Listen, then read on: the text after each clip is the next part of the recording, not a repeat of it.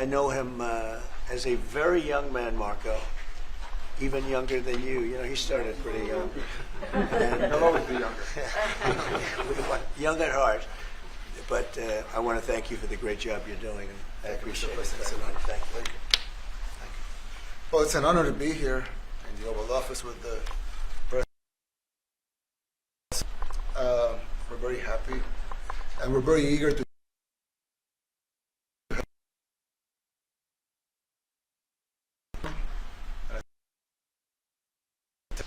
And we're a small country, but if we can help, we will do it. And we actually turned. That was the journalist call it, right? Murder capital of the world into the safest country in the Western Hemisphere. You know, if they saw the president, you have 350 million people to liberate. Yeah. But to liberate 350 million people, you have to imprison some. You know, that's the way it works, right? You cannot just free the criminals and think crime is going to go down magically. You have to imprison them so you can liberate 350 million Americans that are asking for the end of crime and the end of terrorism. And it can be done. I mean, you're doing it already. And I'm sure that people have seen the change in the streets. A long way to go because you're just initiating your second term. But it's clear that with the numbers at the border, even in Democrat-run cities, they get a help from the work you're doing. So I'm really happy to be here, honored, and eager to help. Well, we had a terrible thing happen. We had an administration that allowed people to come in freely into our country from not only South America, but from all over the world, many from the Congo in Africa, Asia, all over the world, Europe, rough parts of Europe. And they came from prisons, and they came from mental institutions, and they came from gangs, and the gangs of Venezuela and other places.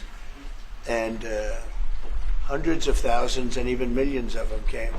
21 million people altogether, but many of the people that came, just a tremendous percentage of them were criminals, in some cases violent criminals. We had 11,088 known murderers. Half of them murdered more than one person.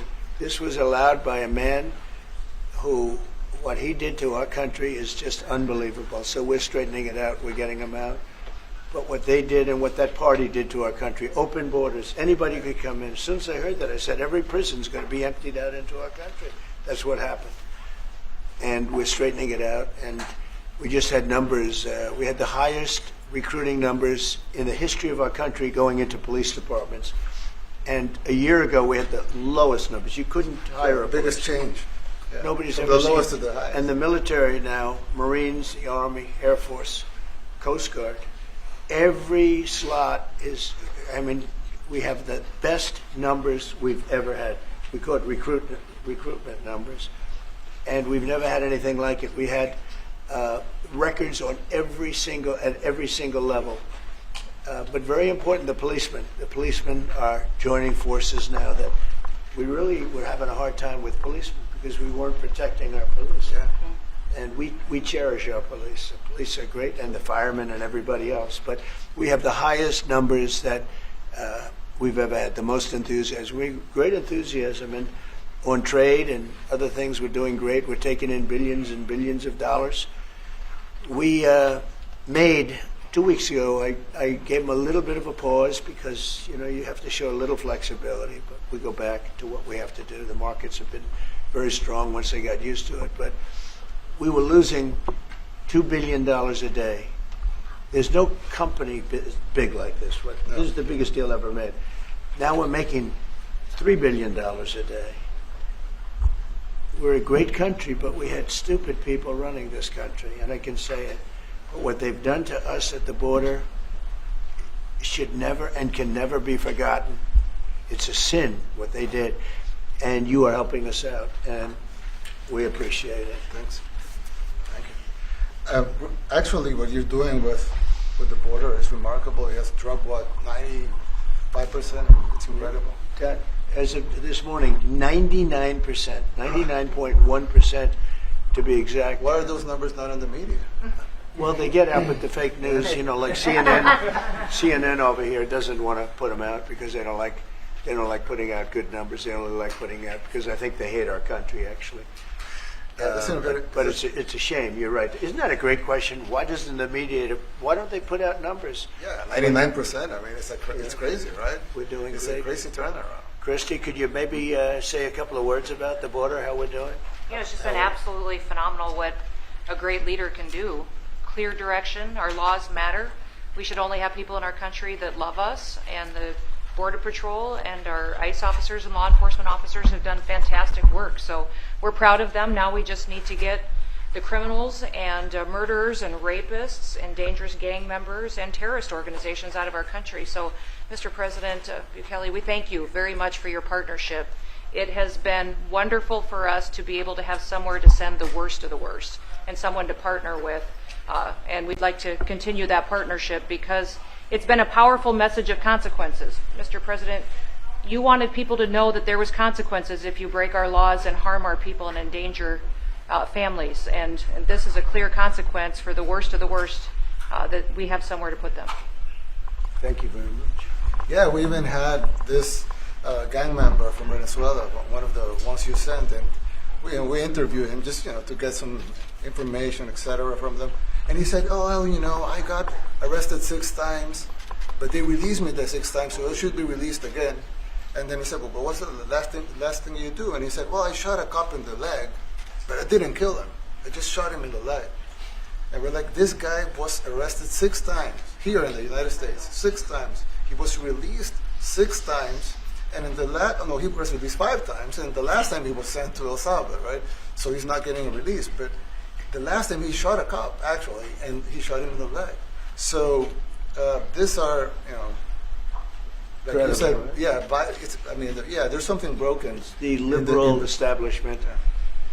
But they're not running things anymore in this country, and we're run by, and I don't say conservative, I don't say anything, we're run by people with great common sense. Yeah, common sense. Because it's all common sense. Yeah. It's not liberal conservative, it's common sense. Exactly. And, do you allow men to play in women's sports? Do you allow men to box your women and box? Because I know you have a lot of boxing. That's violence. That's abuse of a violence woman. against women. It's abuse of a woman. Totally. But we have people that fight to the death because they think men should be able to play in women's sports. And some of those sports, it wouldn't matter much, but it still matters. But some of them are very dangerous for women. Some years ago, I would say a decade ago or so, women rights movements were pressuring so that we enacted specific laws to avoid men abusing women. And I think those laws were great because there were a lot of men abusing women. But now some of the same people are trying to backtrack on that and actually trying to make new laws allowing men to abuse women in sports. So actually that doesn't make sense. In sports. It doesn't make sense. It's crazy. They have weightlifting records, right? Yeah. A woman gets up, lifts weights, she's incredible. A guy gets up and beats her by 100 pounds. What are you going to do? A record that hadn't been broken in 18 years. They put on an ounce, quarter of an ounce, eighth of an ounce for 18 years. Now they have a guy come up, ping. The whole thing is crazy. But they continue to fight. And I don't like talking about it because I want to save it for just before the next election. I say to my people, don't even talk about it because they'll change. And but I watched this morning, there was a congressman fighting to the death for men to play against women in sports. And you say to yourself, why? What are they doing, right? What are they doing? But your country's not too big in that. No, of course not. We're big in protecting women. We're good. Yeah. That's right. It's a very important form of protection, too. And as you can see, most of my cabinet are women, so... That's impressive. Yeah. That's why you're And running. they're not DEI hires or anything. They They're can just be great at what they do, right? That's right. This is very impressive. Yeah, This is a first. We've had women, but we've never had 3 of them right here. That's 4 and 3 And men. look at what we have. You guys feel a little bit mistreated? That's good. I like it. Well, we've been advanced. I've been very advanced in that regard too. We have Pam, who's been so Yes, I know. fantastic. And Christy, and the most powerful woman they say I anywhere in the know, world. exactly. She's rated. They're all afraid of her. Susie Wells. They say, oh, she's tough. Yeah. most powerful woman in the world, according to magazines. What do I know? Yes. But I think she probably is. Yeah, she probably is. Yeah, she probably is. Congratulations. And you know, Stephen has done such a great job. Yes. We have great He's people. very famous too. But we love working with him. He really lets them have it. Right? Yeah, exactly. There's no games. No. It's very good. He knows. Do you have any questions, please? Go. Let's not start with CNN because they're just so wrong. Yeah, please. Yeah, thank you, Mr. President. You repeatedly mentioned last night that Russia's attack on Ukraine was a mistake. What is the exact mistake? And have you given Putin a deadline to actually move toward a ceasefire? The mistake was letting the war happen. If Biden were competent, and if Zelensky were competent, and I don't know that he is. We had a rough session with this guy over here. He just kept asking for more and more. That war should have never been allowed to happen. That war, I went 4 years and Putin wouldn't even bring it up. And as soon as the election was rigged and I wasn't here, that war started. There was no way that war should have been allowed to happen. And Biden should have stopped it. And you take a look at Putin. I'm not saying anybody's an angel. But I will tell you, I went 4 years and it wasn't even a question. He would never, and I told him, don't do it. You're not going to do it. And it was the apple of his eye, but there was no way that he would have done it. All you had to do is lower oil prices. If you lowered oil prices, Biden kept the prices so high because he made it impossible to get it. If you lowered oil prices, you would have never had the war. But you wouldn't have had it with me anyway. That war would have never happened. And I think it's a great abuse. So now what do? You get a country where 25% of its land is gone, and the best locations, where millions of people are killed. You know, you haven't reported accurately the death. And this was Biden's war, and I'm trying to stop it. And I think we're going to do a good job. I hope we're going to do. They lose 2,500 young people a week, think on average. Now, they're Russians and they're Ukrainians, but it's 2,000. We don't care. It's like whatever it is. Intolerable. They're not from your country, they're not from mine, but I want to stop it. 2,500, it's a killing field. It's like the Civil War. You take a look, I look at the satellite pictures. This should not be happening in our time. Of course, our time can be pretty violent, as we know. But that's a war that should have never been allowed to start. And Biden could have stopped it, and Zelensky could have stopped it, and Putin should have never started it. Everybody's to blame. Have you spoken to President Zelensky, sir, about his offer to purchase more Patriot missile batteries? Oh, I don't know. He's always looking to purchase missiles. You know, he's against. Listen, when you start a war, you got to know that you can win the war, right? You don't start a war against somebody that's 20 times your size, and then hope that people give you some missiles. If we didn't give them what we gave, remember, I gave them javelins. That's how they won their first big battle with the tanks that got stuck in the mud, and they took them out with javelins. They have an expression that Obama at the time, Obama gave them sheets and Trump gave them javelins. But just something that should have never happened. It's a really shame. The towns are destroyed. Towns and cities are, largely destroyed. They have the spires, the beautiful spires that go up.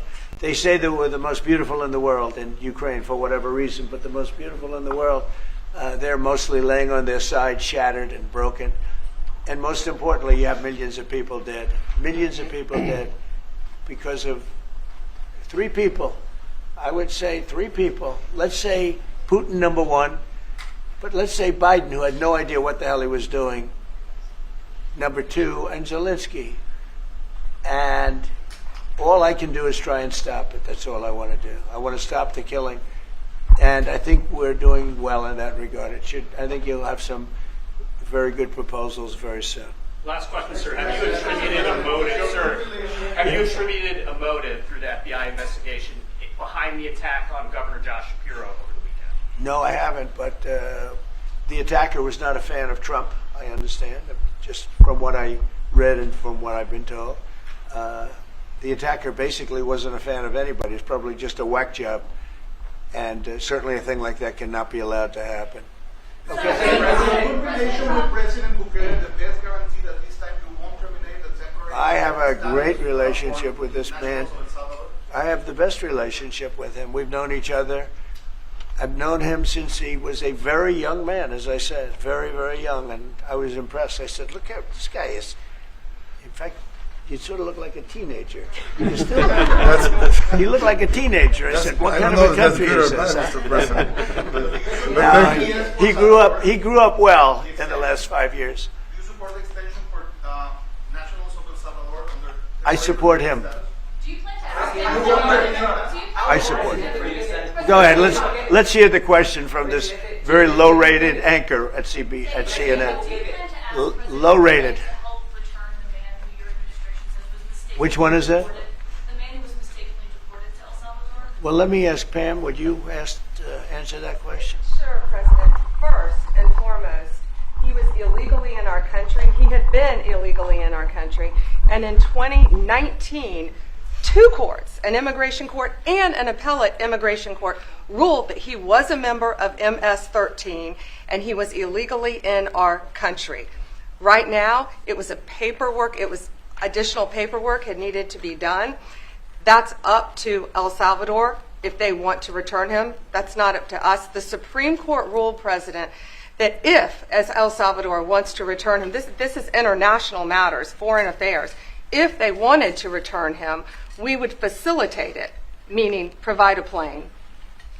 So will you return him? And you are doing a great job. Thank you, Pam. Stephen Miller, wait a minute. Could you just also respond to that question? Because, it's asked by CNN, and they always ask it with a slant because they're totally slanted because they don't know what's happening. That's why nobody's watching them. But would you answer that question also, please? Yes, gladly.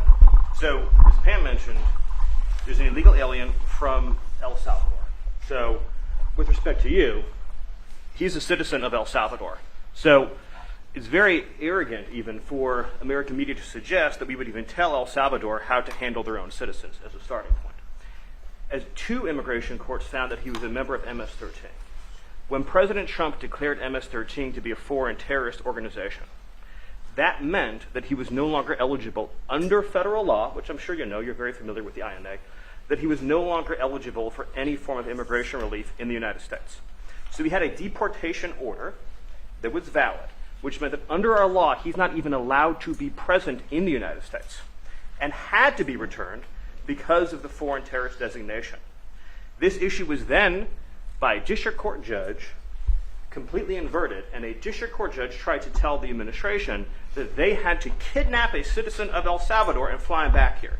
That issue was raised to the Supreme Court, and the Supreme Court said the district court order was unlawful and its main components were reversed 9-0 unanimously, stating clearly that neither Secretary of State nor the President could be compelled by anybody to forcibly retrieve a citizen of El Salvador from El Salvador, who again is a member of MS-13, which, as I'm sure you understand, rapes little girls, murders women, murders children, is engaged in the most barbaric activities in the world, and I can promise you if he was your neighbor, you would move right away. So you don't plan But to the ask Supreme for Court is asking to.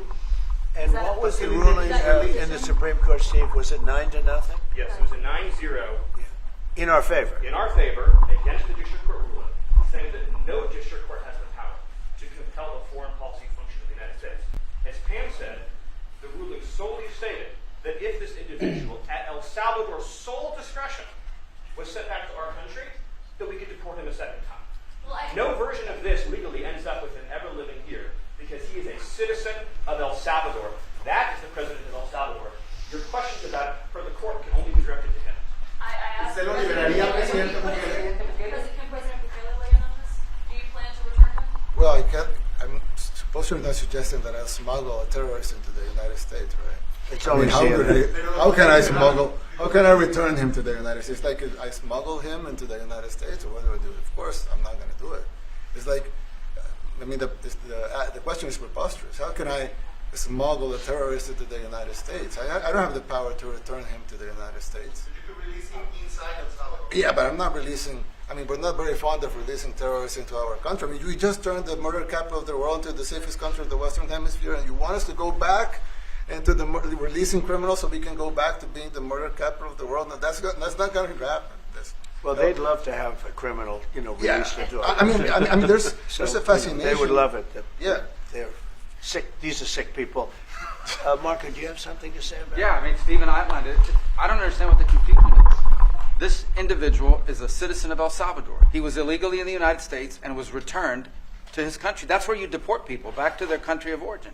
Except for Venezuela, that wasn't refusing to take people back, or places like that. I can tell you this, Mr. President. No, the foreign policy of the United States is conducted by the President of the United States, not by a court. And no court in the United States has a right to conduct the foreign policy of the United States. It's that simple. End of story. And that's what the Supreme Court held, by the way, to Marco's point. The Supreme Court said exactly what Marco said, that no court has the authority to compel the foreign policy function of the United States. We won a case 9-0, and people like CNN are portraying it as a loss, as usual, because they want foreign terrorists in the country who kidnap women and children. But President Trump, his policy is foreign terrorists that are here illegally get expelled from the country, which, by the way, is a 90-10 issue. Well, Mr. President, you said that if the Supreme Court said someone needed to be returned, that you would abide by that. You said that on your correspondence just a few days ago. How long do we have to answer this question from you? Why don't you just say, isn't it wonderful that we're keeping criminals out of our country? Why can't you just say that? Why do you go over and over, and that's why nobody watches you anymore? You know, you have no credibility. Please, go ahead. President Trump, thank you very much. How many illegal criminals are you planning on exporting to El Salvador? And President Kelly, how many are you willing to take from the U.S.? As many as possible. And I just asked the president, you know, it's this massive complex that he built, jail complex. I said, can you build some more of them, please? As many as we can get out of our country that were allowed in here by incompetent Joe Biden through open borders. Open borders. You probably hear open borders and you can't even understand it because nobody can understand. Nobody smart or with common sense can understand it. So we have millions of people that should not be in this country that are dangerous, not just people, because we have people, but we have millions of people that are murderers, drug dealers. They've been allowed to come into our country by other countries that were very smart.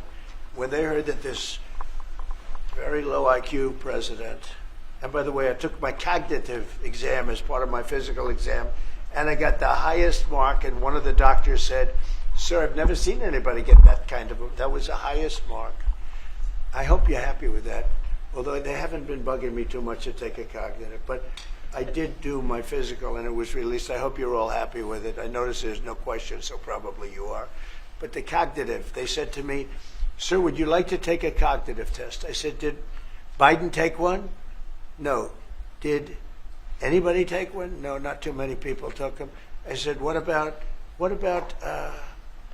Obama? Did he take one? No, he didn't take one either. I said, let me be the only one to take one.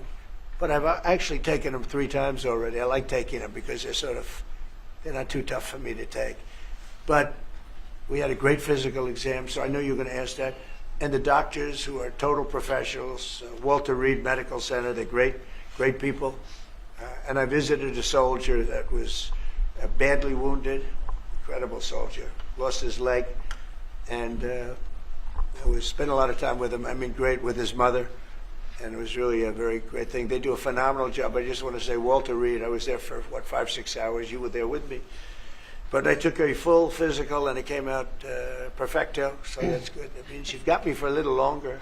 Would you be willing to pay for those facilities to be open if new ones were going to be built? I'd do something. We'd help them out, yeah. We help them out.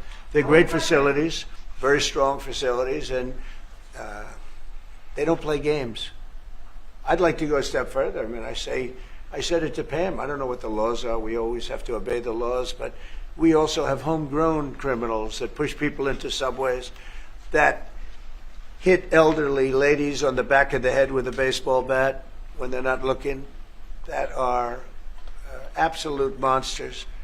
I'd like to include them in the group of people to get them out of the country, but you'll have to be looking at the laws on that, Steve, okay? And do you think more presidents should follow suit like you guys as far as taking a hard stance on crime getting that? Well, I do. I think everybody has to. I mean, the president said it better than anybody. He said, you know, you have liberty and you have to have liberty, but to have liberty, not everybody is going to be good. And, you know, some are bad because they're sick. They're mentally deranged. They're bad. And you have to take them. If you're going to have a country, you're going to have to take those people out. And we've been doing that. But this was like an unforced error, they would call it, where we had people that may hate our country, or maybe they're just stupid people. I think they're probably stupid people more so. A lot of people said they did it for the vote, but I did better with Hispanic people than they did, because they always use Hispanic. I did better. Your people love me. I saw my poll numbers in your country. I'm through the roof, right? 91%. No, some people think they do it for the vote. But they don't have to do it for the vote. They cheat. They're professional cheaters. That's about the only thing they do well. So we just have had a great relationship, and it's become bigger because of a strange thing that happened. I came back. We had no war in Ukraine. We had no war we had no October 7th Middle East problem. We had nothing. We had no inflation. We didn't have the Afghanistan, most embarrassing moment in the history of our country, the Afghanistan, not withdrawing, because I would have been out, I had it all set to bring people out with dignity and pride. That was the worst, most embarrassing moment in the history of our country, Afghanistan. We didn't have any of that. You wouldn't have had the war with Russia, Ukraine. You wouldn't have had the Middle East problem because Iran was broke. They had no money because we had secondary sanctions on and lots of other sanctions. And now every single thing, got a problem with Iran, but I'll solve that problem. That's almost an easy one. We got to solve a war that should have never started, Ukraine and Russia, and we'll get that solved. And we have to solve problems, and we already solved inflation. If you look at the numbers are incredible, actually. Stock market's up, and we're not letting other countries take advantage of this country like they have for the last 40 years. So thank you very much. You have a question, please? Mr. President, thank you so much. You scored another major investment win this morning when Nvidia pledged to build its AI supercomputer, the first time ever, right here in the United States. Thank you.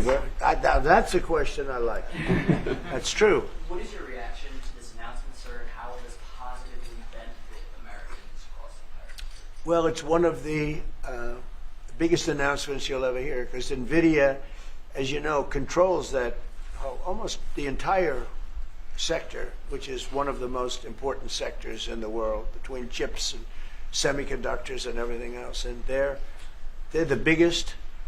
And the other biggest we already have coming in and spending $300 billion, as you know. They announced 2 weeks ago.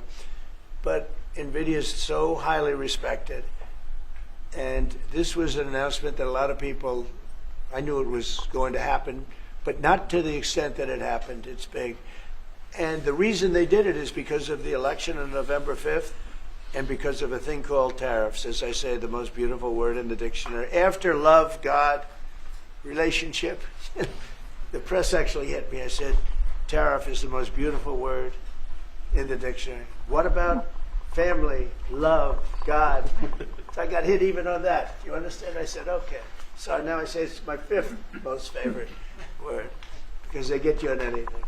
But that Nvidia, it's one of the great companies of the world, modern, super modern companies, controls segments that nobody, sort of controls the world in a sense, and they're coming in here in the biggest way with hundreds of billions of dollars.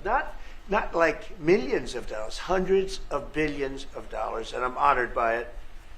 And I want to thank Jensen and all of the people that we deal with. They're great people. They're brilliant people. And without tariffs, they wouldn't be doing it. Okay? Thank you very much. Yeah, please, go ahead. Considering additional sanctions against Russia after their latest attack, and do you have an update on the rate and when you might announce them? Well, I already have sanctions on Russia. I put them there. If you remember, Nord Stream 2, that's the big pipeline that goes through Europe. I stopped it. That's Russia's pipeline, the largest pipeline, I think, in the world. Goes to Germany. And I stopped it. And when Biden came in, he approved it. And then they say, oh, I'm friendly with Russia. No. Putin said, if you're my friend, I'd hate to see you when you're my enemy. I stopped the biggest economic job they ever had. I stopped it cold, right? It was dead. You know that, right? And Biden came in and he immediately approved it. What was that all about? And it's a pipeline that takes care of a lot of the needs. Now, It was a very controversial thing, but I stopped it, and Biden approved it. Question? On tariffs, No, not you. Not you. Go ahead. Go ahead. What? Pharmaceuticals we're going to do. We don't make our own drugs, our own pharmaceuticals. We don't make our own drugs anymore. The drug companies are in Ireland and they're in lots of other places, China. And all I have to do is impose a tariff. The more, the faster they move in. The higher the tariff, it's very serious. It's inversely proportional. The higher the tariff, the faster they come. And yeah, we're going to be doing that. That's going to be like we have on cars. We have, as you know, a 25% tariff on cars. We have a 25% tariff on steel and aluminum. And that's what that category fits right now. Do you have a percentage in mind? Do you have a timeline? I have a timeline, yeah, not too distant future. And we're doing it because we want to make our own drugs. We're doing it because we want to make our own steel and aluminum, lumber, other things. And they're all coming in. We have record numbers, $7 trillion. Since I announced, like a month and a half ago, since I came in, we have over $7 trillion being invested in the country. We didn't have $1 trillion. We didn't have $500 billion for some of these guys. I didn't know what the hell they were doing. So we have the largest investment that we've ever heard of, and we're only 2 months in. And that'll continue at levels that you've never seen before. That's what's going to happen. And even the stock market's up today. It's we also had, you know, a lot of people didn't say it the way it was. We had the largest gain in the stock market in history on every single category last week. That was a nice game because we get a little hit because people didn't understand the power of our country economically if you use it right. Do you have something to say on that, JD? Yes, sir. I mean, look, for 40 years we have lost manufacturing capacity. Workers have seen their wages stagnate, and some of the most critical things that we need, from the pharmaceuticals, the drugs that we give to our children, the antibiotics that we give to our kids, to the weapons that we actually need to fight a war, if God forbid we had to fight a war, we don't make enough of that stuff. And so President Trump ran explicitly on changing that. Yes, as the president mentioned, it caused a little bit of disruption in the market, but I actually think over the long term, workers are going to benefit, stocks are going to go up, American businesses are going to benefit as we reinvest and reindustrialize our country. And the auto workers and the Teamsters and all of the unions, you know, not traditionally Republican, but I'm winning those unions by, we're up 40, 50 points on the Democrats. They're losing everything. They're losing everything because they just have policies that are not believable.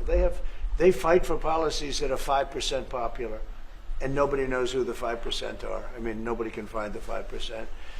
But if you go back to Ohio, and by the way, we have the great championship team from Ohio coming in today, right? Very big day. And that's going to be a little bit later.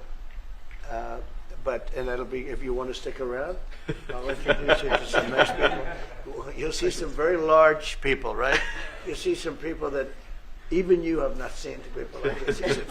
These are big, these are 6'7", 380 pounds with no fat. Okay, that's pretty good, right? But the team, the national championship team, is being honored today at the White House, so that'll be exciting. If you're around, you want to stay around, I'll have you up there. You can tell them all about your prison, how you have to behave when you go to that prison. Okay. Who else is there? Yeah, please. Go ahead, please, behind you. You said yesterday that you're making a decision on Iran very quickly. Yeah. What do you mean by that? Is that a decision? Well, they have to solve their problem very quickly. Iran wants to deal with us, but they don't know how. They really don't know how. We had a meeting with them on Saturday. We have another meeting scheduled next Saturday. I said, that's a long time. You know, that's a long time. So I think they might be tapping us along. But Iran has to get rid of the concept of a nuclear weapon. They cannot have a nuclear weapon. He can't have a nuclear weapon. Nobody can have. We can't have anybody having nuclear weapons, you know. We can't have nuclear weapons. And I think they're tapping us along because we're so used to dealing with stupid people in this country. And I had Iran perfect. You had no attacks. You would have never had October 7th. in Israel, the attack by Hamas, because Iran was broke. They were stone cold broke when I was president. And I don't want to do it. I want them to be a rich, great nation. The only thing is, one thing, simple. It's really simple. They can't have a nuclear weapon. And they got to go fast because they're fairly close to having one. And they're not going to have one. And if we have to do something very harsh, we'll do it. And I'm not doing it for us. I'm doing it for the world. And these are radicalized people, and they cannot have a nuclear weapon. Does that include a potential strike on Iranian nuclear facility? Of course it does. And just a follow-up question, a clarification. You mentioned that you're open to deporting individuals that aren't foreign aliens, but criminals to El Salvador. Love it. Does that include potentially U.S. citizens fully naturalized Americans? If they're criminals and if they hit people with baseball bats over their head that happen to be 90 years old, and if they rape 87-year-old women in Coney Island, Brooklyn, yeah, that includes them. What, do you think there's a special category of person? They're as bad as anybody that comes in. We have bad ones too. And I'm all for it because we can do things with the president for less money and have great security. And we have a huge prison population. We have a huge number of prisons, and then we have the private prisons, and some are operated well, I guess, and some aren't. But he does a great job with that. We have others that we're negotiating with too. But no, if it's a homegrown criminal, I have no problem. Now, we're studying the laws right now. Pam is studying. If we can do that, that's good. And I'm talking about violent people. I'm talking about really bad people. Really bad people. Every bit as bad as the ones coming in. And I made the statement when I heard about this a long time ago now, 4 years ago. When I heard that this guy was having open borders, I said every single criminal from all over the world is going to be dumped into our country. And that's what happened. The jails of the Congo were emptied out. The jails of Venezuela were emptied out. And you know what happened? Their crime went way down. But now Venezuela has other problems. You know what the problem is? They have no money. Yeah. Because I shut off their oil, and we put secondary tariffs because they're not doing what's right over there. They know what to do. We spoke to them. I spoke to them. They know what to do. But they have no money. Venezuela has no money. But Iran had no money. And Iran behaved so beautifully. And then Biden took all those secondary tariffs and tariffs on.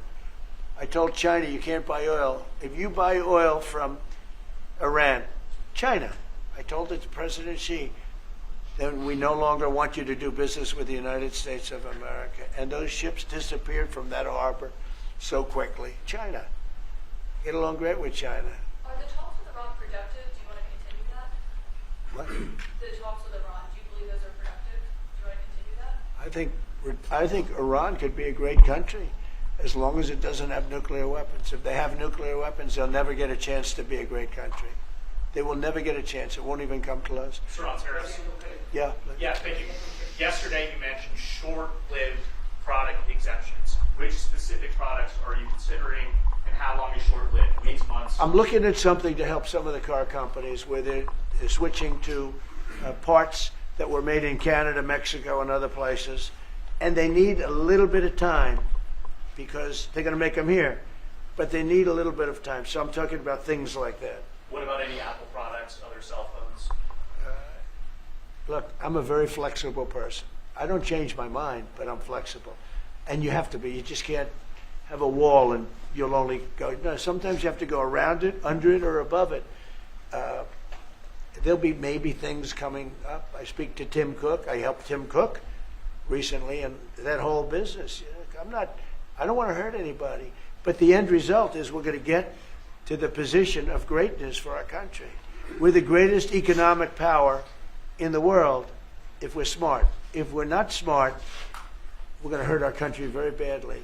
We lost with China over the Biden years trillions of dollars on trade. Trillions of dollars. And he let them fleece us. And we can't do that anymore. And you know what? I don't blame China at all. I don't blame President Xi. I like him. He likes me. I mean, think. Who knows? Who the hell cares? Do you have any updates on? But talks you know with what? China? What? Do you have any updates with talks with China? No, let me just tell you this. I don't blame China. I don't blame Vietnam. I see their meeting today. Is that wonderful? That's a lovely meeting.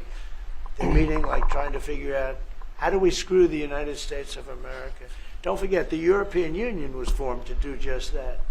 The European Union was formed to hurt the United States and on trade. And they get us on NATO because they don't pay their bills. But now, since I got involved, they have been paying their bills. I took in over $600 billion for NATO. Nobody took in anything. I mean, they were all delinquent. They had 8 nations out of 28 paid their bills. The rest of them were way delinquent. And I said, if you don't pay your bills, we're not going to protect you anymore. And the money poured in, over 600. The Secretary General last week made that statement. He said, I've never seen anything like it. We couldn't get anybody to pay because the United States was footing the bill for NATO. Well, we got hurt there, and we got hurt on trade, likewise, European Union. And they've got to come to the table. And they're trying to. They're trying to. But the European Union has taken terrible advantage. They don't take our food products. They don't take our cars. We have millions of their cars, BMW, Volkswagen, Mercedes-Benz, many others. They come in by the millions. They don't take. There are no Chevrolets in Munich, I can tell you that. I said to Angela Merkel when she was there, as she was letting millions of people infiltrate Germany, which was not so good from, we would call them illegal immigrants, but she made them legal. But I said to her, and I get along with her very well, I said, how many Chevrolets do we have in Munich or Frankfurt? Why, none, Donald, none. I said, you're right. And yet we take in millions and millions of cars. No, those days are over.